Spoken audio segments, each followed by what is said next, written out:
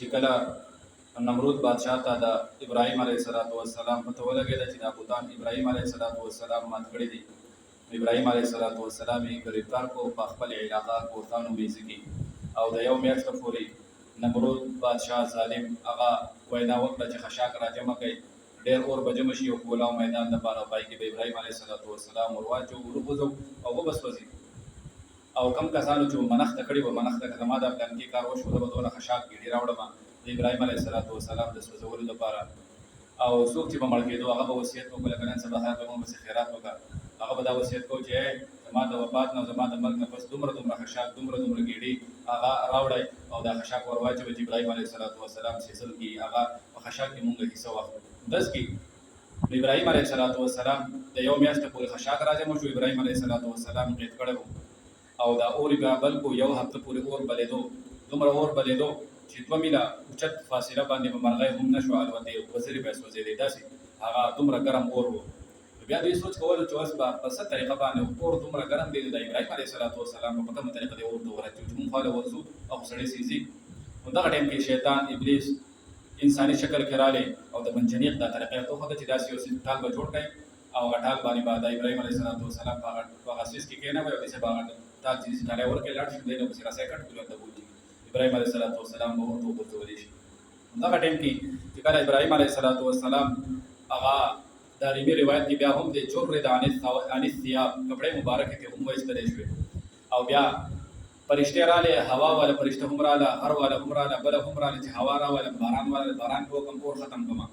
ابراهیم علیه السلام به فرمایل اما الیک فلا هر چې دای ما ضرورت ته نشته بیا جبرئیل امین اخر ټیم کراله رب العالمین د طرفه نو جبرئیل امین ته ابراهیم علیه السلام د فرمای زما حال چې دی هغه الله تبارک وتعالى دا معلوم دی او ذا مستغنی ما د فرا سوال کولونه هغه مستغنی تا د ما ضرورت نشته چا د پاره چې قرباني ورکوم هغه مایني او زما په حال باندې قادر دی او بیا چې کله ابراهیم علیه السلام ورته وګورځولې شو په دغه طریقه باندې رسای مسه هر څه وسوځي لیکن ابراهیم علیه السلام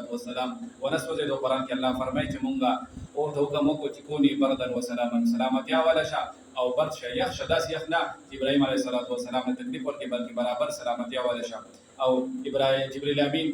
هغه ول د جنت نه قمیص مبارک لباس مبارک راوړو او مخې ته ول کولی باغچه ولګوله او د ابراهیم علیه السلام کولی ورځي سوریا ورځي یا هفته یا سیوا یا میاش د ابراهیم علیه السلام اور کې تیر کړي وړ په سکون سره چې کله د هغه نروتو نو بادشاہ نمرود ته خلک وایي چې دا سړی خو د اور نسی سلامت راووتو کله دا مخالفت هغه تدیر خبري وکړي لیکن مستا خبر څوک نه مني د ابراهیم علیه السلام د کلی نه وشړه ابراهیم علیه السلام د عراق کلی نه د بابل خار نه او د کم علاقه چې کم کړي نو کو ساده غینه جلاوطن کو اولنی هجرت ابراهیم علیه السلام په مقدس مکه باندې کړی دی شام علاقې ته راغلی په لاره باندې هم بیا بادشاہ ظالم مخې راغلی او هغه باغه زنانه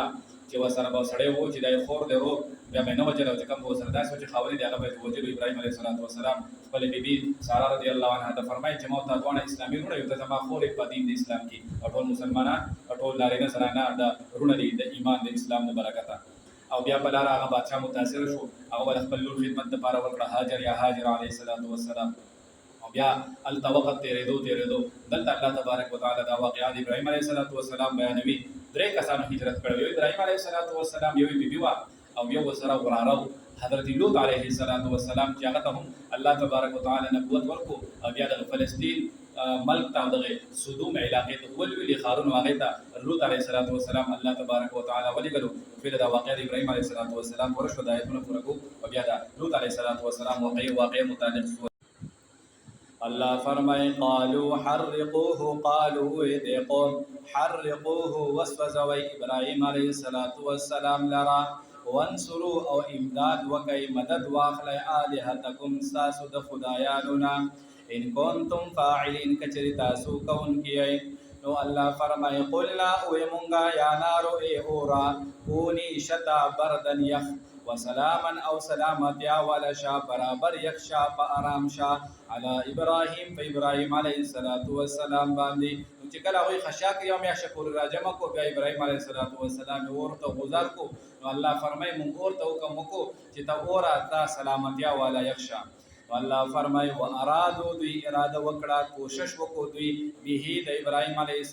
السلام خلاف کیدن هغه تدبیر او د مکر چې ردی به موږ وسوځو او ابراهیم علیه السلام به وفات شي خبره به ختم شي. الله فرمای فجعلناهم وغرزول دوی لرا خاسرین تاوان والا تاوانیان وګرځولا کم دوی اراده وکړه هغه ول الله تبارک وتعالى ناکام کړي.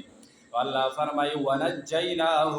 مونږ نجات ورکو ابراهیم علیه السلام لا خلاصې مونږ ورکو ابراهیم علیه السلام تا ولوطا او لوط علیه السلام ته هم الى الارض التي هغزمکتا التي هغزمک بارکنا چې مونږ برکت کی خو دې مونږ برکت اچولې او په غزمکه کې. نو دا ابراهیم علیه السلام د خپل ابای کلینا د عراق ملک نه را روان شو شام ته او سره بیبي وا او ابراهیم علیه السلام او سره وراره لوط علیه السلام. الله فرمایي چې هجرت کوه هغه ځمکې ته چای کې مونږه برکت اچېدې د هغه ملک د شام هغه ځمکه د فلسطین وال چې دا د پیغمبران علیهم التسلیمات مسکن هم دي د اوسېدو ځای هم دي او ډېر پیغمبران هلته پاتې شوي دي او وفات شوي دي. الله فرمایي للعالمین د ټول خلق مخلوقات لپاره د ازمکه داسې و برکت و ټول خلق لپاره د برکت و د دینی په لحاظ سره هم دنیوي لحاظ سره هم.